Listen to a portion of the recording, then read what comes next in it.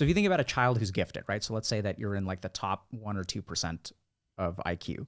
The first thing to understand is that your experience of school is going to be very different, right? So kids who are very smart literally have needs that are different from the average kid.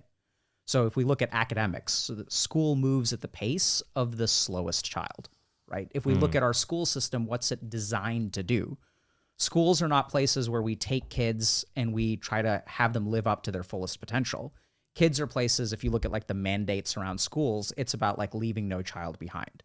So the system is sort of designed to take the worst performing kids and kind of like make sure they're doing okay. So if we look at like special education at schools, what is special education for? It's for the kids who are struggling, not the kids who are bored. And this is what tends to happen with kids who are super smart, is that they get bored with school. I remember when I was like in the first grade, my math teacher gave me a worksheet and she was like, here's the worksheet. And so I did the worksheet and I walked up to her and I said, like 10 minutes later, I gave it to her and I was like, can I have the next one? And she's like, what do you mean the next one? This is what we're doing today. And so school is incredibly boring. And then what tends to happen is that these kids start to like flounder in a lot of ways. They get distracted in a lot of ways. They become uninvested in education. Mm-hmm. The other problem that they run into is that if you're a kid who does really well in school and you're not challenged, you don't develop study habits. So this is a really common problem where what happens is you're at the top of your class in the first grade, second grade, third grade, fourth grade, fifth grade, sixth grade, seventh grade. You hit high school and now suddenly you need to study. And you haven't developed any study habits and you literally do not know how to study. So what you'll see is this like tanking of GPA for kids who have high IQ as they reach the natural point where their raw intellect is no longer sufficient for like learning calculus, right?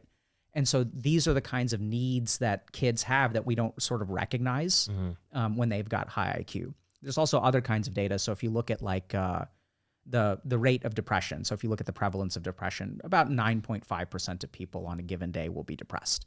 If you look at people who are in the top 2% in terms of IQ, it's 36.6. And so it's like staggering that like, these kids, while they're gifted in many ways, we sort of think about IQ as just sort of a straight positive, which I think if you have an environment that is conducive to it, it probably is.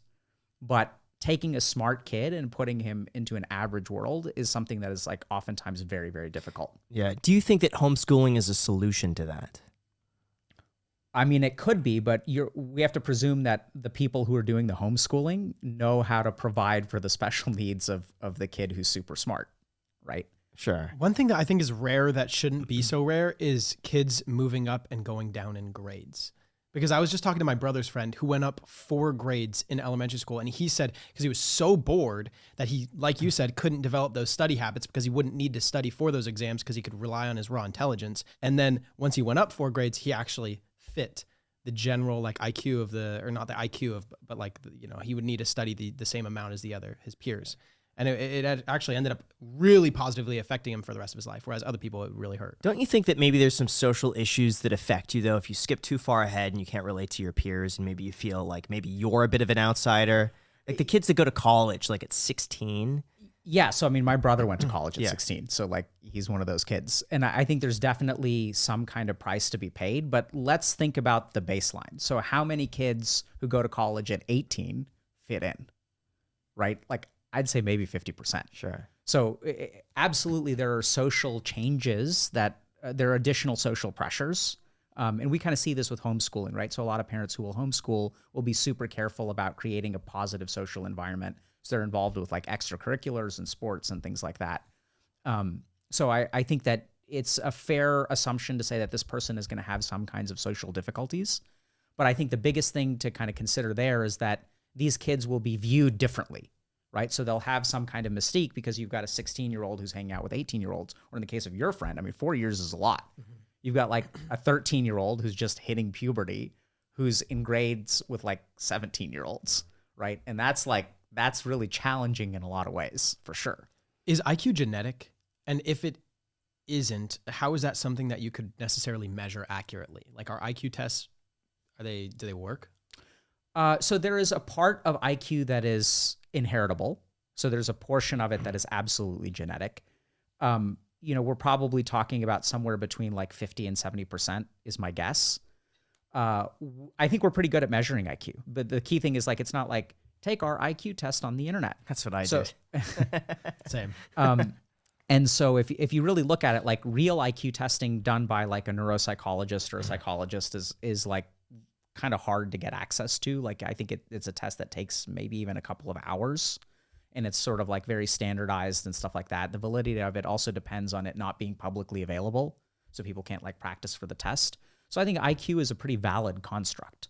I think the problem with IQ is that we use it as a substitute for all of these other important constructs that most people ignore. Like EQ is at the top of the list there, where if you look at actually like success in life, EQ correlates more highly with success than IQ does. What are the differences between the two? So EQ is emotional quotient. And I kind of think about it as being broken up into a couple different pieces. So this is stuff like self-awareness, emotional regulation skills, even things like empathy and being able to develop relationships. So these are all parts of like EQ. And a really good example of this is you can look at, so what do y'all think the average income is for the top 2% of the population? Top 2% of income earners. Probably 400 grand. Yeah, I would say 500 grand. 2%. Oh, is it higher? No, go ahead. What I was going to say Of the probably, world or the U.S.? I think this is US. U.S. Yeah, I I'd would say say probably 400 to 500 is my guess. 350. Yeah, so y'all are in the ballpark, Okay. right? So I think it's somewhere, I don't remember if it was 250 or 400, kind of depends a little bit on, it's actually perfect, like somewhere around 300, 350, which just means, you're all kind of like finance bros, so Yeah. spot on. And my answer is a little closer than Jack's, though. It actually was not. If we rewind the tape, we'll see. 400 to 500 is my guess. 350. So now let me ask y'all a question. What do you think the top 2%, y'all know what Mensa is? Yeah. What do y'all think the top 2% of Mensa earns a year? Oh, my guess is probably Well, 150. I'm guessing it's going to be a surprising Absolutely. data point. So I'm going to say probably like 90. 150 for me. 100. So top 2% of Mensa, spot on, actually earns like 25 to 30% of what top 2% of the total population But my is. guess is because a lot of those people are more on academics, or maybe they need something that's so just like mentally stimulating that those fields don't pay as much as the people who maybe are getting into like sales. So Maybe. possible, Yeah, right? So there's sure. all kinds of interpretations of the data that we need to be careful about. But I think a big reason for that is like, think about who joins Mensa, right? So like a lot of times, this isn't a dig on Mensa, but like people who are utilizing their intelligence in a active way in the world oftentimes don't have time for Mensa. And a lot of times people will join Mensa at a young age, but I think the key thing about Mensa is that, it goes back to this idea of like IQ is like a gifted kid with special needs where they run into these problems. Like a lot of super smart kids that I work with, they run into these problems where they like don't develop study habits. So then when it comes to college and landing a job, or they're socially isolated, they're more prone to things like depression. And if you think about, how do you make 400 grand? Like networking is a huge part of it. Self-awareness is a huge part of it. Knowing when to keep your mouth shut and when to talk. Being able to regulate your emotions is a huge part of it. So I think that what you probably need to be successful is like some minimum level of IQ, and it probably scales some as you get smarter and smarter and smarter. But what I've seen the most transformation in, because IQ is relatively fixed, is teaching people EQ skills. So as you teach people more about themselves and how they function as human beings, right? Because like at the end of the day, it doesn't matter what you do. You're always using the instrument of yourself. And we never get formal training about why can't I wake up in the morning, right? Why do I like coffee? Why do I get dependent on coffee? Why do I get dependent on pornography? Why do I feel the way that I do? Why do I feel uncomfortable presenting in front of my bosses? Like there's all kinds of stuff about you as an instrument that we never learn.